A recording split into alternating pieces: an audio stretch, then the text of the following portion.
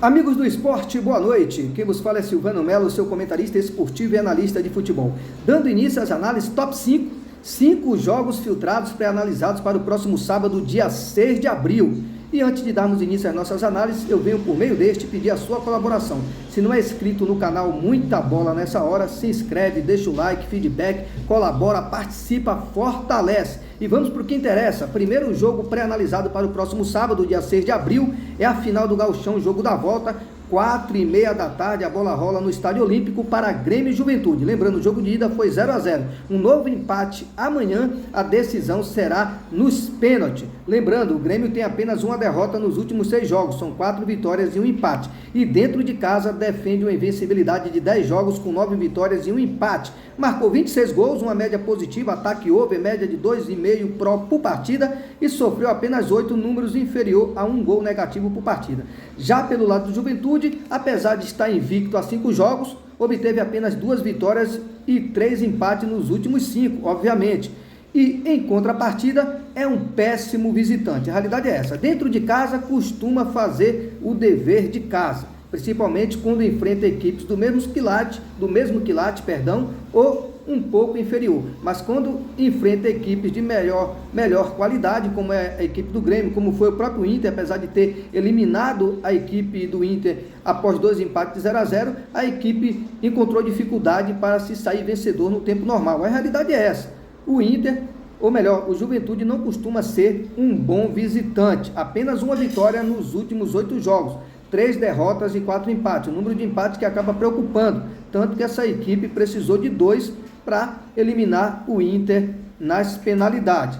Mas se chegou até uma final é porque tem seus méritos, tem o seu valor. E o Grêmio não pode entrar de sapato alto e dar sopa para o azar, porque pode realmente ser surpreendido. É uma equipe de qualidade, mas tem dificuldade, de enfrentar adversários, principalmente de maior potencial, quando joga fora dos seus domínios. Marcou apenas 6 gols e sofreu 5 nos últimos 8. Se não marcou muitos gols, também não sofreu muito. A sua defesa até que teve um comportamento satisfatório.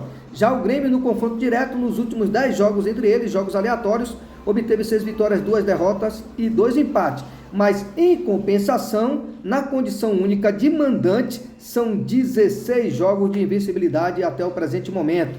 A equipe do Grêmio venceu 12 vezes e empatou 4. A última derrota do Grêmio para o Juventude, jogando em casa, foi no ano de 2004, um ano amargo, até porque foi um ano do rebaixamento da equipe gremista. Na ocasião, a equipe era a lanterna da competição e o Juventude ocupava uma situação mais satisfatória, era o 7º colocado na tabela de classificação. De lá para cá, o Grêmio não sabe o que é perder para o Juventude dentro dos seus domínios. Probabilidade de placar exato amanhã, na minha visão, é um jogo com cara de 2-1.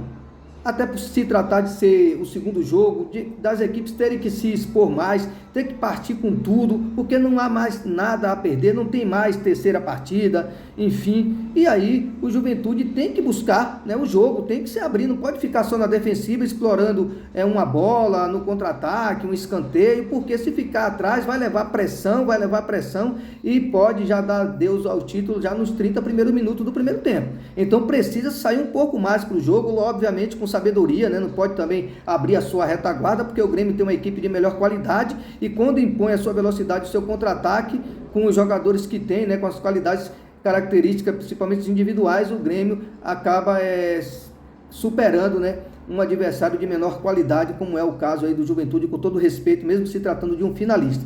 Probabilidade de placar exato 2-0, mesmo vendo um jogo com cara de 2-1, eu vou dar essa moral pro Grêmio, 2-0, 1-0 amanhã é goleada. Se fosse para escolher entre mercado de gols e uma vitória seca, com todo respeito ao Juventude, eu entraria numa vitória seca do Grêmio, mas se eu tivesse aquele receio, naquela dúvida, eu iria num empate a nula por segurança. Mas eu acredito muito na vitória do Grêmio dentro de casa, mostrou força fora de casa, não saiu derrotado e agora dentro dos seus domínios tem tudo para fazer valer o seu mando de campo, com apoio da sua torcida, com uma equipe de melhor qualidade, diante de um adversário, repito, que apesar de estar na final, merece respeito, obviamente. Não tem números tão satisfatórios como visitante. 2-0 Grêmio, ou simplesmente casa vence, empate anula, até porque 1-0 amanhã é goleada. Lembrando, os 2 jogos do Juventude frente ao Inter acabaram empatados em 0-0 e a equipe se classificou nas penalidades. E o primeiro jogo da final contra o Grêmio também, por coincidência, será que é coincidência? Foi 0-0 também. Então amanhã, 1-0 para o Grêmio é como se fosse 10-0. Então se for para escolher amanhã, eu prefiro entrar numa vitória seca do Grêmio E para os mais cautelosos, um empate anula, mesmo sabendo que o mar de 1,5 tem grande potencial. Agora partindo para a Inglaterra, lembrando esse jogo do Grêmio às 4h30, partindo para a Inglaterra, 11 horas da manhã, Aston Villa e Brentford. O Aston Villa vive um momento, né, de graça, né? Está em estado de graça no momento, está na 4ª posição com 59 pontos, numa colocação que te dá direito, ou melhor, que o dá direito a participar da fase de grupo da Liga dos Campeões. Mas lembrando, o Tottenham é o 5º colocado com 57 e joga no próximo domingo contra o Nottingham dentro de casa. Teoricamente é favorito. Por isso o Aston Villa tem que ficar esperto, fazer valer o seu mando de campo amanhã, buscar essa vitória, terminar a rodada, né, sem correr o risco de perder essa 4ª colocação, até porque se empatar amanhã e o Tottenham vencer no domingo, já era 4ª posição aí e situação satisfatória no que diz respeito a uma das vagas à fase de grupo da Liga dos Campeões. Então, tem tudo para vencer amanhã. Pega um adversário que está numa situação tanto quanto delicada, que é o Brentford, 15º com 28 pontos, 8 jogos sem saber o que é vencer, 5 derrotas e 3 empates, fora de casa tem apenas uma vitória nos últimos 10 jogos, se mostrando ser um péssimo visitante, 8 derrotas e um empate, marcou 12 gols, o ataque até que funcionou bem, com média positiva de 1 por partida, em contrapartida sofreu 23, uma média bem próxima dos 2,5 gols negativo por partida. Números favoráveis para que a equipe do Aston Villa conquiste essa vitória amanhã. É bem verdade que a equipe do Aston Villa vem de uma dolorosa goleada de 4-1 frente ao Manchester City fora de casa, mas a gente tem que levar em consideração que é um resultado normal diante da força das duas equipes e objetivos que têm na competição, né? Elenco, tudo isso aí acaba se tornando até normal esse placar aí de 4-1, porque a equipe do Aston Villa antes disso vem de uma sequência aí de 3 vitórias nos últimos 4 jogos como mandante. E nesse confronto direto, frente ao Brentford, nos últimos 6 jogos entre eles, uma curiosidade: o Aston Villa dentro de casa venceu uma vez e empatou 5. Esse número de empates que acabou incomodando. Mas esse é um momento especial para o Aston Villa. Acredito nessa vitória, a probabilidade de 3-1, mas a melhor entrada. O que eu sugiro aí é o mercado de gols. O mar de 1,5 tem muito mais valor, mesmo acreditando na vitória do Aston Villa, a probabilidade de 3-1 ou o mar de 1,5 no bilhete. Agora partindo para o Uruguai, primeira divisão, 6 horas da tarde, rodada 7, o Nacional, que vem com moral elevada, derrotou o Libertad, o melhor time do Paraguai, pela Copa Libertadores no meio de semana, está com moral elevada, apenas uma derrota nos últimos 11 jogos, 6 vitórias e 4 empates, dentro de casa nos últimos 6 são 5 vitórias e 1 empate, marcou 11 gols, média positiva de 2 e sofreu apenas 3 números sólidos defensivamente. Já no confronto direto, nos últimos 6 jogos são 2 vitórias e 4 empates, levou a melhor aí nesse confronto direto frente ao Cerro Largo. Cerro Largo, que nos últimos 6 jogos obteve 2 vitórias, 2 derrotas e 2 empates. Fora de casa tem apenas 2 vitórias nos últimos 18 jogos, não se mostrou ser um bom visitante, né? Nos últimos 6 em especial foram 2 vitórias, 2 derrotas e 2 empates. Marcou 5 gols, um ataque razoável e sofreu 6, média negativa de 1 por partida. O que esperar amanhã, diante dessa moral do Nacional, né?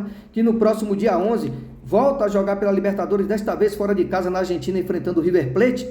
Uma vitória amanhã, após essa vitória contra o Libertad, que já deu aquela moral, e uma vitória amanhã pelo Campeonato Nacional vai deixar essa equipe cada vez mais, né, com a moral elevada, a autoestima lá em cima e uma confiança redobrada para enfrentar a equipe do River Plate fora de casa no próximo dia 11. Então é de extrema importância que o Nacional faça valer o mando de campo amanhã, esse bom momento, né, e volte, né, a vencer e ficar cada vez melhor na tabela de classificação e com a moral, repito, muito mais elevada para o compromisso diante do River Plate. É favorito, tem uma equipe de melhor qualidade, joga em casa, está com moral elevada, repito, 2-0 ou mais de 1,5 no bilhete. Agora partindo para o campeonato português, Liga Portuguesa, melhor dizendo, 2 horas da tarde, rodada 28, a equipe do Braga recebe a equipe do Arouca. A equipe do Braga está na 4ª posição com 56 pontos. Nesse momento, a equipe ocupa uma posição aí que dá direito a brigar por uma das vagas aí, né, pela fase, se não fala a memória, Liga Europa, isso, Liga Europa, fase classificatória. A realidade é essa. Já o Porto está com 58 pontos na 3ª posição. Caso o Braga conquiste uma vitória amanhã, ele vai para 59, ele ultrapassa o Porto em termos de pontuação. O Braga, ele recebe a equipe do Arouca, que está na 7ª posição com 37 pontos. O Braga está invicto a 7 jogos, são 6 vitórias e um empate. Já o Arouca tem 3 vitórias e 3 derrotas nos últimos 6 jogos. Oscilou, né? Um perde e ganha. Já a equipe do Braga dentro de casa tem apenas uma derrota nos últimos 9 jogos, um bom mandante, com 6 vitórias e 2 empates, marcou 14 gols, uma média positiva aí que ultrapassa um pouco 1,5 por partida e sofreu apenas 9, média negativa de 1. Já no confronto direto, defende a invencibilidade de 12 jogos, com 9 vitórias e 3 empates, sendo 6 como mandante. Então mostrou ser um adversário muito forte, principalmente aí nesse confronto direto e defendendo a sua soberania dentro dos seus domínios. Já fora de casa, a equipe do Arouca nos últimos 7 jogos obteve 3 vitórias e 4 derrotas, perdeu mais do que venceu, marcou 10 gols e sofreu 8. Para esse jogo de amanhã eu vejo o Braga mais uma vez favorito, probabilidade de placar exato 3-0 e o mar de 1,5 gols no bilhete é a melhor opção de entrada, beleza pessoal? Vou dar essa moral para o Braga amanhã, 3-0. Agora finalizando o campeonato holandês, 4 horas da tarde, a bola rola para Twente e Sittard.